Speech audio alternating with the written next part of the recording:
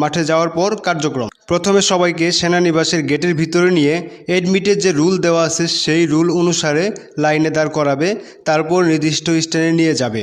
ওজন উচ্চতা মাপবে, উচ্চতা সর্বনিম্ন 5 ফিট 6 ইঞ্চি, ওজন সর্বনিম্ন 49 কেজি। এবার একটা নির্দিষ্ট স্থানে বসাবে, একজন অফিসার আসবে এবং কিছু গুরুত্বপূর্ণ কথা বলবে। কি কি কারণে মেডিকেলে বাদ দেওয়া হয়, সেনাবাহিনীর চাকরি পেতে কি কি যোগ্যতা থাকতে হবে ইত্যাদি। প্রাথমিক মেডিকেল, 2 হাঁটু একসাথে লেগে যায় কিনা, শরীরে কাটা দাগ, দাঁত, চুল, পায়ের নখ, পায়ের পাতা, বুকের মাপ 30 থেকে 32, ভেরিকোস, এগুলো দেখবে। এগুলোতে ফিট হলে আপনাকে শারীরিক কসরতের জন্য নিয়ে যাবে।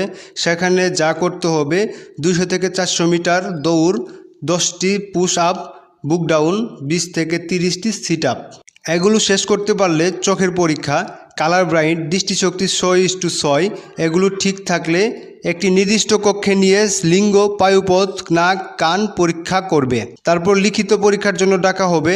লিখিত পরীক্ষায় ভালো হলে ভাইবার জন্য ডাকবে। ভাইবা ভালো হলে সকল পরীক্ষার মার্ক যোগ করে যাদের ফলাফল ভালো হয় তাদেরকে চূড়ান্তভাবে লিস্টে করা হবে।